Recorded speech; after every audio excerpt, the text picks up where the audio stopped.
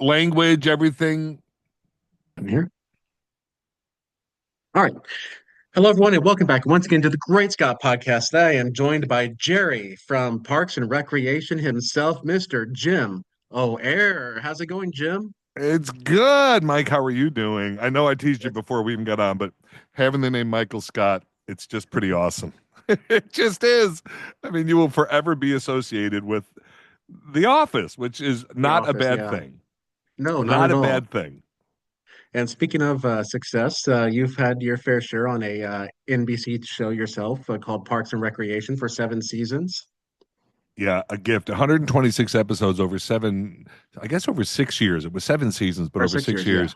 Yeah, years. And as I always say, and I, I'm so old now, Mike. It's just ridiculous. But I've been around. I've been on a lot of shows, many shows over the years. Very blessed. Like a really a career I never ever thought would happen, and the fact that it did is still shocking to me. But that being said, nothing was as great as Parks and Rec. And again, I love everything I work on. I mean, generally, there's days where you're like, "Oh, this place sucks," but in general, uh, I'm happy when I go to work. I love being on different sets, but Parks, it just was above and beyond the rest of them. It just was, and I think it was a combination of the cast, the crew, the writers, the producers. It was. Amy Poehler always calls it the perfect storm, and it really yes, was. It was lightning in a bottle that it all came together with the people that it came together. Because when you start a new show, you don't know what's going to happen. right. In our case, I believe the only relationships were Amy and Rashida were buddies. Aubrey, her only relation to Amy was she had been a page at SNL or at NBC, and then she worked for SNL in the props department. So she didn't know anybody. Yeah, Nick knew Amy peripherally, kind of thing, but like it was just you never know, and so you bring a bunch of people together and you hope for the best. And in this case, it just really paid off. It really, I mean, to this day, the cast we have a thing called the Parks Family Text, so we're still in each other's lives all the time. Like that's great. it's That's great. yeah, it was special. It just really was. And I remember 100 years ago, I did an episode of Friends, and it was their final season. So it was season 10, and I was just doing a guest spot for the week, and I watched them and I saw what went on, and they really were. After I think they did 10 seasons, I could be wrong about that, but I think it was about 10 seasons. They were still close. You could see it. These were people that cared about each other, that were friends. They were still eating lunch together. And I remember thinking, my God, this is the dream to be on a show with people you love that is successful. Like, oh my God, that's the dream. And then through some miracle, I ended up on a show with people I love that had a long run. So, yeah, who knew? Who knew? That's one thing I was going to ask you about. What do you think the success for the show was? And I think you just mentioned it, That everything is pretty it. much. And Yeah, also, I will say this: the success. There's two people who I give. I mean, there's so many people to make a show work. So that's. I'm not discounting anybody, and I'm talking from right. craft services to the top producer, writers, whatever. It can't happen without them. But that being said, if it wasn't for Mike Shore, who co-created it with Greg Daniels, and Amy Poehler, who was our fearless leader, it wouldn't have been what it was. And it's because they just set a tone that here's what it's going to be. There was a no assholes policy.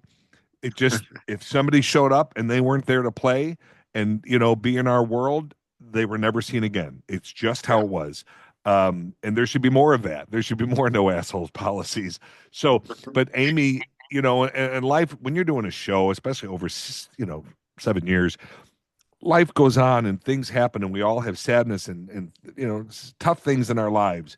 And no matter what was going on, when Amy showed up on that set, she had a smile on her face. And you're like, well, if she can do this, who are we to show up and not be the Yeah. same way?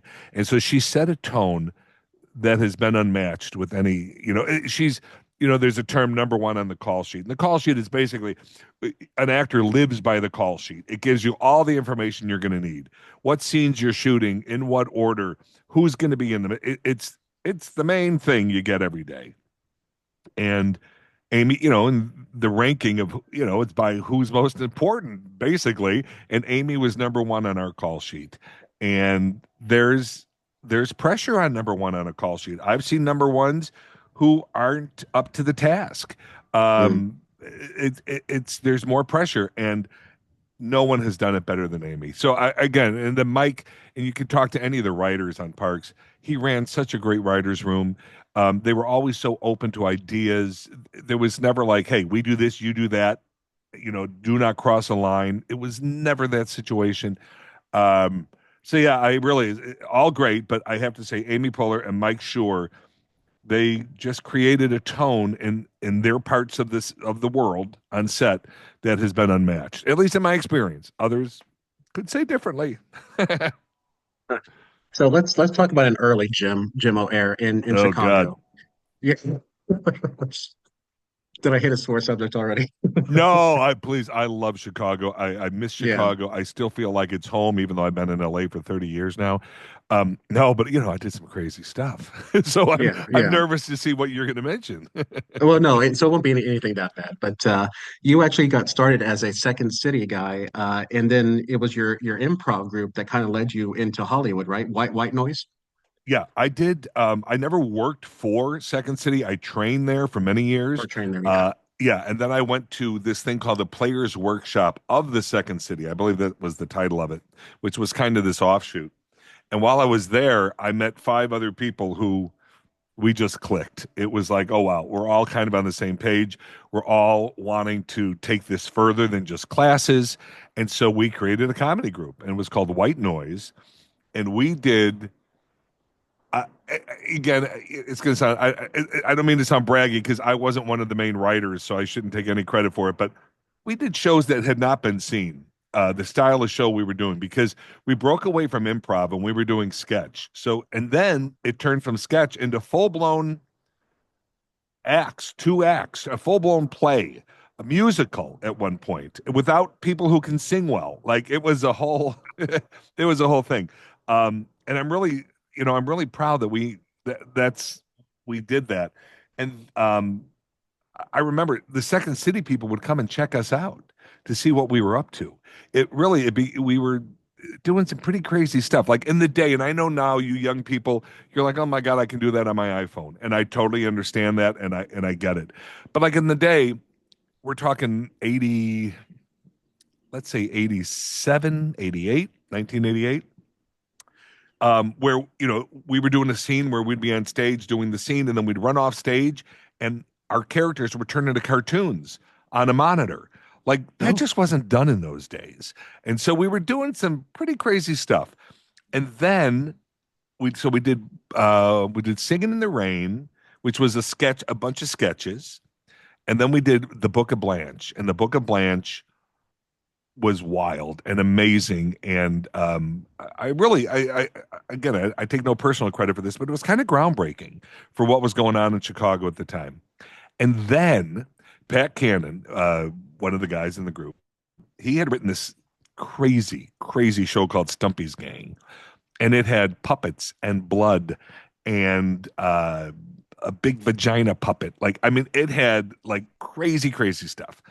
I mean, when I say vagina puppet, it wasn't supposed to be that, but believe me, when you saw this puppet, you know exactly what was going on yeah, there. yeah, right. But so uh, he did. So anyway, he's like, we should do this, and I didn't know because it was basically me. It was going to be me. There were two other human parts, but they weren't very. It was a lot of my character. Frank Boobman was the character's name, and I read it and I'm like, oh God, this is wow, this is kind of the craziest thing I've ever read. But we said, okay, we'll try it. So we put it up in Chicago, and it became this cult classic where people were lined up around the block trying to get in. After we did our first run, we did another run. Then it turned into a midnight show. So the damn thing ran for a long time, and people would. I'll never forget one time I was doing another. Once it turned to midnight shows, I could do other, because I started getting into the. I don't know if the term is legit acting world, mainstream theaters with mainstream plays. I started doing those also. And I was doing a play at the Royal George Theater in Chicago. And I was coming from there to go now do a midnight show of Stumpy's Gang. And I remember driving, it was Clark Street in Chicago. And I'm driving down the street toward the theater and I see this big line of people. And some of them are dressed as my character from the show. And I'm like, what the hell is going on? Well, that's what happened. The word got out. People were coming. People were dressing like my character. There was blood everywhere. So people in the first couple of rows had to wear plastic because they were going to get hit if they didn't. So it was just this crazy, crazy show and wonderful. And here's a this is a quote because certain things stick in your head that you'll never forget. This is a quote from one of the reviewers. Though Jim O'Heir seems like a nice enough fellow, what he's doing on that stage, he should be embarrassed to do in the privacy of his own home. Can you imagine? Like, and I'm doing this on stage every night. Yeah, it was that kind of show. It was very polarizing. And yet another reviewer who was very mixed, it really caused her a lot. She kept thinking about it, she said in her review. And she said, but that being said, this is the first time I went home and days later, I'm still thinking about a play. I mean, because it had a lot of undertones of crazy stuff. And so, anyway, it had an effect on people, good or bad, it had an effect.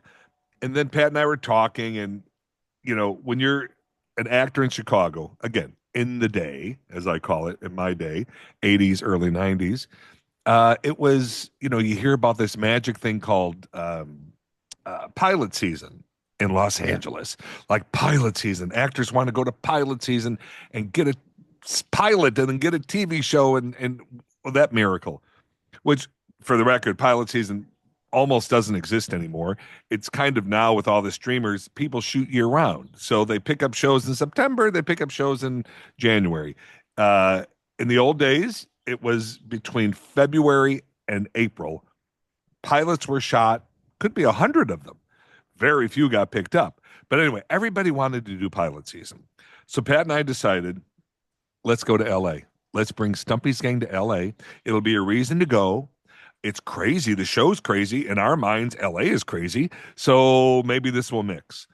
So we did a fundraiser before there was GoFundMe's and all the other Kickstarters and all the other stuff that was out there.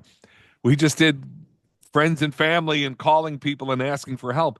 And I believe I could be wrong on this number, but I feel like we raised $40,000. But when I think Oh, wow. about that in the 80s, 90s, that seems like a lot of money. So maybe I'd have to check with Pat on that number. I could be wrong. Maybe that was, I don't know. I'm not sure about that number. But the point being, we raised enough to come to LA. So we did a scout. We came here. It was right after the big, big earthquake in 94. And I was like, I don't even want to go to LA now. Like that place shakes. Like I don't even want to be there. And we Yeah. get here and things are destroyed, like buildings had collapsed. It was the big, big one of the big, big quakes. But whatever. We stuck it out and then we found this theater that was pretty amazing. And it turns out the theater, they accepted us. Yes, we're going to be able to rent from them. And then they called us and said, you can't. We're like, what's going on? And they said, well, we heard some things about your show. Like, what did you hear? Like, and they go, well, it's pretty violent and there's blood. And we're like, yeah, yeah. Well, the miracle that happened was this theater was co-owned, and the other co-owner heard that what was going on, but he didn't live in LA. I believe he lived in San Francisco. And somehow they started talking to him and they said, yeah, we're going to turn that show down. And he said, no, no, no, no. I saw it. Let that show in. I saw it in Chicago. And they let us do it. We're friends with them to this day. It was 30 years ago. So we had our theater and we came out here. We knew nobody. Pat and I knew nobody. Some of the other people from the show came out to help us get it started, but we were uprooting our lives. Like Yeah. we, Pat quit his job. I quit my job. But I will say at the time, I really thought in my head, I will go out, I'll do the show, I'll do pilot season, and then I'll come back because I love Chicago, and that's what I'll do. And as my friends would tell you now, they amongst themselves were saying he'll never be back. They just kind of felt I would either things would work out or I would love LA or whatever. And they were right. I mean, I've been back 1,000 times, but as far as I've never lived back in Chicago, like LA has been my home for 30 years. So Yeah. yeah, we did the show. And then Mike, it became the same thing that happened in LA. It became cultish and people were lining up to see it. And we kept extending the show. And for me, when I first moved to LA, because remember, at heart, I'm an actor, and that's why the main reason I wanted to come here. And so I did what everybody did at the time, which was you got 100 headshots, and you had to pay for these stickers to go to all the agents in town. And anyway, so I send them all out, and I'm living like a pauper. I have no extra money. I can't have a job now because we're putting the show together. Because my plan was to get a job once the show started. So I hear nothing back. Not one agency gets back to me, nothing. Well, then the show starts and the word of mouth starts taking over. And what happens with agencies, because we sent all the agencies comp tickets. Well, the agents don't show up. They'll say to their assistants, hey, if you want to see this show, I got these comp tickets. Well, the agents, their assistants were saying to them, oh, you got to go see this. This is crazy. And then all of a sudden, here I am. Nobody's responding to any of my, and this is the old days, stamps and envelopes, the whole thing. There was no emails. It was, doing the mail system, snail mail, I believe is the term. And now all of a sudden they're calling me. They've seen the show, and they're like, we'd like to meet with you. So I went from I couldn't get anyone's attention to getting a number of people's attention. And I took a bunch of meetings, and all of a sudden I had an agent. So it was crazy. Like, and it was all because of the show. I say to Pat every day, I mean, he wrote it. I say, my career is because of Stumpy's. Because once you get to LA, if you don't have the agents, if you don't have, I mean, like, I know there's now you can do online submitting and stuff, but you still need an agent. And in my day, you had to be union to get any attention. And I did show up here. I was part of SAG. I got my card in Chicago, but but it, you have to have an agent to really get out there. And my agents, I went with them and I got a pilot audition and I booked the effing pilot, which nobody expected my first season that I'd get a pilot. And then the very next day, so they call me, you've booked the pilot. I'm like out of my mind excited. It was a Jeff Foxworthy pilot. And I'm out of Mm. my mind excited. And the next day they call, you booked a film that I had been on building up. I auditioned 3 or 4 times for it at this point, called Ed with Matt LeBlanc. It was a monkey in playing baseball, just the worst. But still, it's a movie. So like within 24 hours, I booked a a TV pilot and a movie. And at the time, I'm thinking, damn, I should have been here years ago. Look how easy this is. Well, believe me, that's not how it stayed. I had a very happy 24 hours. Then it turns out the pilot never gets picked up. It doesn't. They fire all of us. I believe we were all let go at one point because they recast the whole thing. And anyway, it was still nice to make the money. That was good. In the movie, I had a blast on. I mean, I loved every second of it. But it certainly was not a good movie. So that excitement for 24 hours, it wavered because. I always Yeah. say I've never had to since I moved to LA in '94, August 4th. I landed in LA. I've never had to do anything other than be an actor to make a living, which I know is a miracle and lucky and whatever terms you want to use. That being said, there were tough times. I mean, there were times I was in the paper looking for a job, and then either a residual check would come in or I'd book another job. Like something always saved me from having to actually go get a job because there were times it was very close.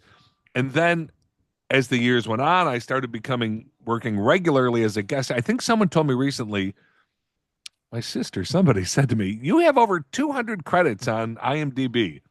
And that's a lot, that's a lot. So yeah, I mean, apparently and then I remember doing one of the talk shows at night, Seth or one of the Jimmys, I don't know.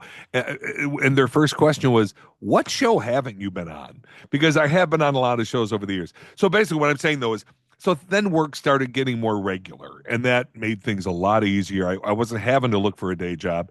And then Parks comes along and that changes everything because now you have a guaranteed job. Now, not that I knew that from the beginning, but ultimately it turned into a guaranteed job. It's TV money. There's nothing wrong with TV money. It's lovely. And we're syndicated, so they still pay us. I mean, just Parks and Recreation is the gift that keeps on giving. But I do remember when Parks came out and there'd be some reviews like, "Where's Jim O'Heir been all these years?" And I'm like, "Dude, I've been here working my ass off. Is where I've been. Take a look at what I've done. But that's the nature of the business. Like, what have you done for me lately? So, whatever. I think I've jumped all over the place, Mike. I have no Oh, idea no, what no, we're no, even you're fine. talking about. So I apologize. I remember So, my publicist said to me one time after one of the talk shows, he said, you should let them talk too. I go, oh, yeah, you're right. I should.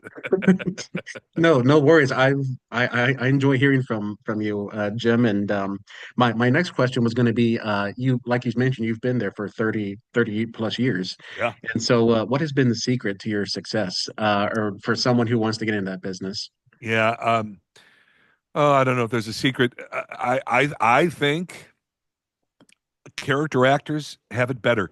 And I know people will argue that no, because you guys are always fighting for jobs, whereas if you're a leading man or a ingenue or whatever, uh, they have a window. Those leading men and those ingenues, unless you're established, really established by a certain age, you're going to have it rough. Character actor, Mike, the grayer I got, the more work I got. All of a sudden, I'm a doctor, I'm a lawyer, I'm a whatever the hell I am. And for a while, because I went gray at 30, which is early, I thought this is too soon. I'm coloring my hair. This is nuts. I'm not going to be gray at 30. But my mother had been gray at 30, so I came by it naturally. Um, and then I was like, when things were okay, I thought, this is a pain in the ass. I hate this. And so I just let the gray come in. And I'm telling you, the work started flooding in too. So I don't know. Let yourself be who you are. But as far as Your hair I don't gray? know.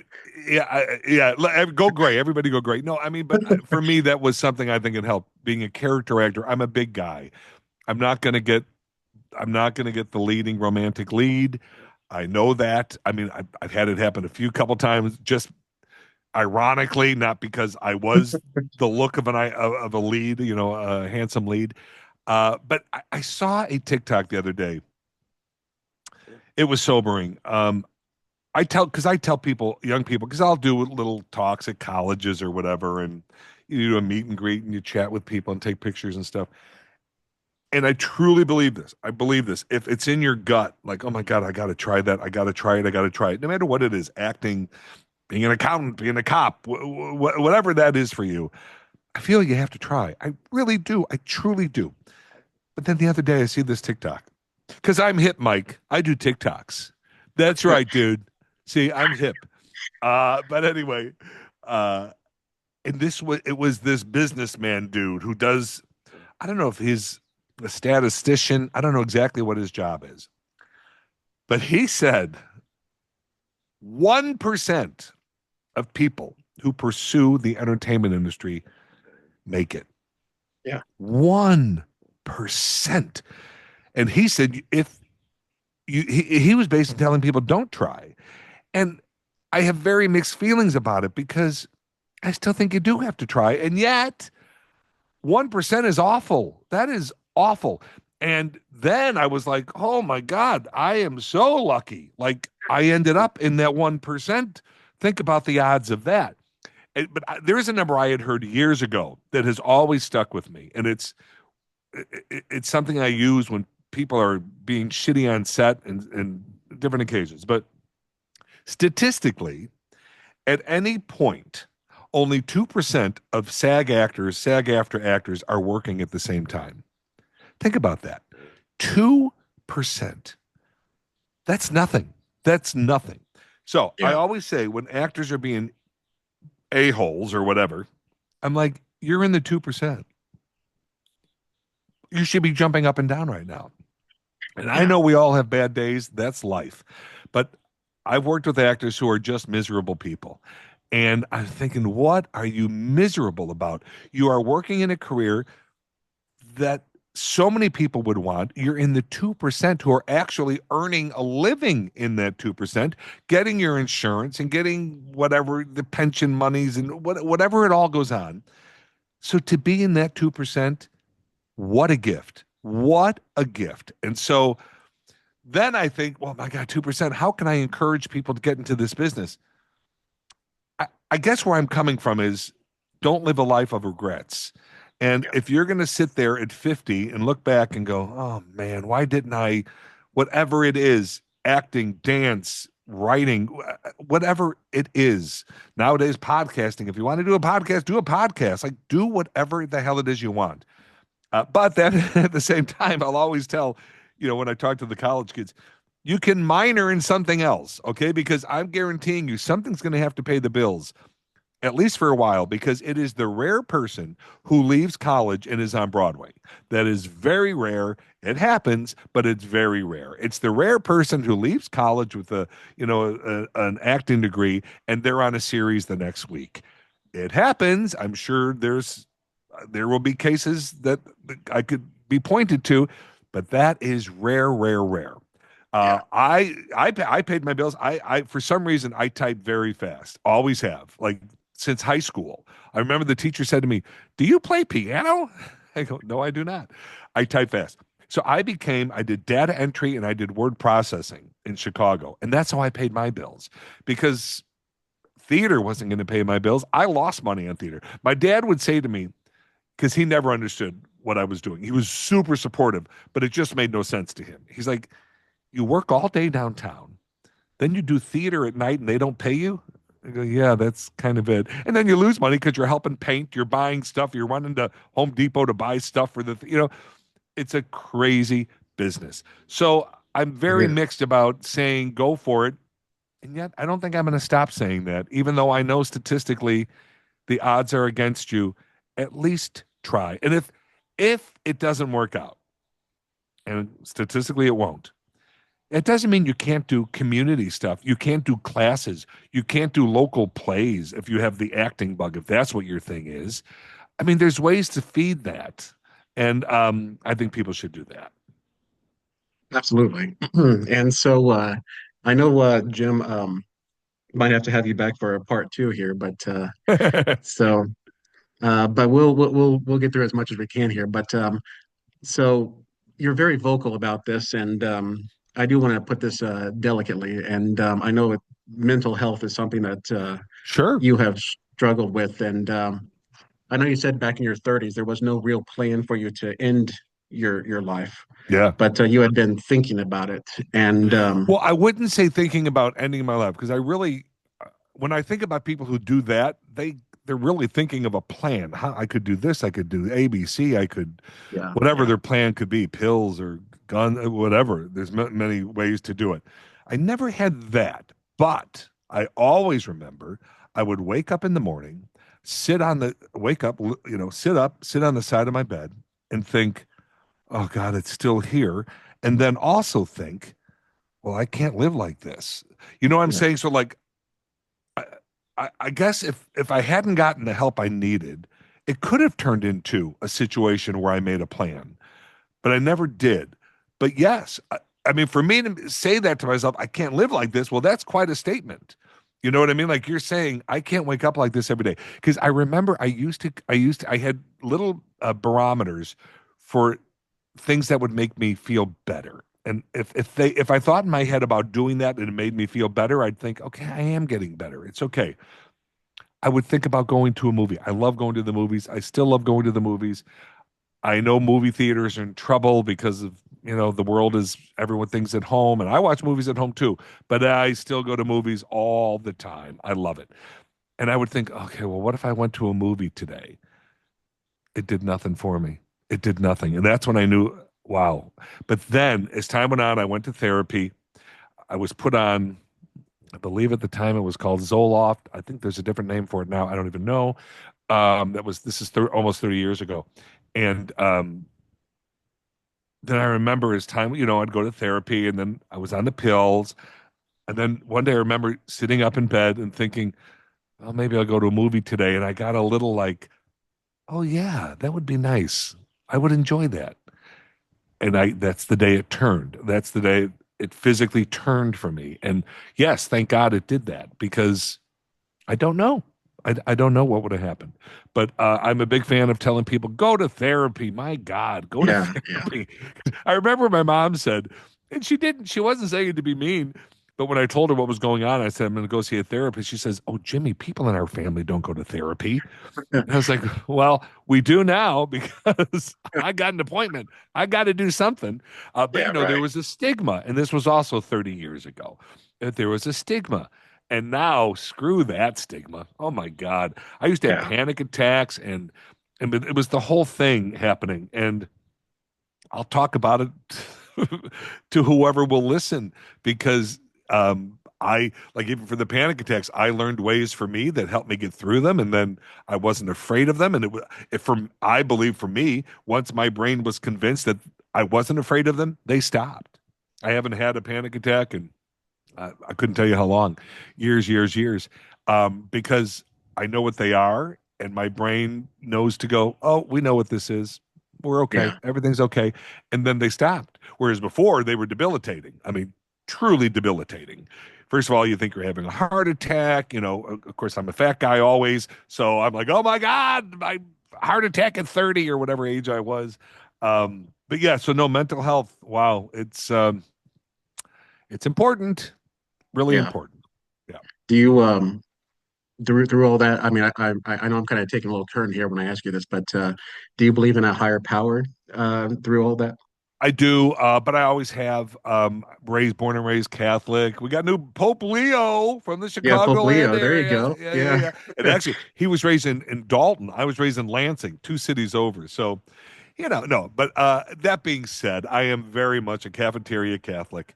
I do not believe in all this stuff. The Bible, I think, is stories that were created by a bunch of people. I don't believe in following it word for word. The people who do follow it word for word don't. The people who, gay people, oh, well, that's wrong. It says it in the Bible. Well, number one, it doesn't really. And also in the Bible, it says you can't touch leather or you can't eat this or eat that. And yet people still do it. So people pick and choose what they like about the Bible. So I don't believe in any of that. I'm very much, uh, you know, anyone who has followed me knows where I lean politically. I have voted Republican many times, but the world has changed, and I can't do that anymore. But no, so I do believe in God. I still go to church when I can. Catholic mass. I love the pomp and circumstance. I've done it for so long. I can do it with my eyes closed. So yeah. So I do believe in a higher power, and I have a friend who runs an atheist organization. He's a great guy. And, we argue about it all the time. And as I will say to him, I win this argument. He goes, what are you talking about? No, I go, no, no, no. Because if I'm wrong, I'll never know. But in the meantime, I do get comfort knowing I can pray and knowing if something's going on, like, oh God, please, do this or do that or help this person or help that person. And I get comfort from that. I get comfort in knowing that I'm going to see my family again. When my day comes, mom and dad are going to be like, get up here. Well, hopefully up. Who knows? yeah, right. Hopefully up. No, actually, I don't believe in hell. But so I yeah, I do believe in a higher power. I do believe I will see my family that has passed, family and friends that have passed before me. Whereas my friend who's the atheist, in his mind, it's just over. Well, and I'll tell you, he's one of the nicest guys in the world, and without religion, he lives by just a good moral code. He's a good person. He's good to other people. And so I joke, and he hates this. I'll say to him, I pray for you. Oh, you don't have to pray for me. I go, no, no, no, no, no, no. I pray for you, my friend. Yes, I do. And I do. And I said, so if you get up there, you owe me a big thank you because I got your back. Yeah. So, but yes, Yes. I do believe in a higher power. How about you? Yes, I was actually raised in the church. My dad was a pastor. Excuse me. And I grew up going to church and like we were in church whenever the doors were open pretty much. Sunday night, Wednesday night. Sure. So whenever, yeah, pretty much. And I also Baptist went to a Baptist, or what was your like a certain Baptist, denomination? Baptist. Baptist, yeah. Yeah, Baptist. Yeah. So I also went to a, private school as well. So had the Bible, Sure. uh, told to Yep. me all that stuff. So Absolutely. and Been and just like there, you, done that. yeah. Hey, we share that in common. There we go. Yes. So yeah, but I believe in the higher power too, and all that stuff. I pray every day. So yeah, Me I'm too. just like you, Jim. So Yeah, yeah, I get it. And again, if we're wrong, we'll never know. We'll just be dead, yeah, and that'll be the end of it. And but I don't think it's the case, and I get a lot of it gives me a lot of peace to, and I truly believe with all my heart that I will see my loved ones again, and that just yeah, it yeah, helps me, you know. yeah, absolutely. Well, Jim, thank you so much for your time, buddy. Thank you for coming on, and please do come back anytime. You're more than welcome to come back. I would love it, and I will be back in Kansas City soon at the new theater Yes, you because I will. love it there. Yes, I really sir. do. We were talking before the show. It's an amazing place. Whether I'm in the show or not, everybody should be having subscriptions to the new theater. They do musicals and comedies They and do. Yeah, they dramas, pretty much and do everything. Yeah, it's pretty amazing. And the food is off the charts. Off the charts. And let's face it, that's the most important. absolutely. Well, we will definitely see you soon, Jim. Thank you so much for your time, buddy. Thanks, Mike. Have a great day. You too.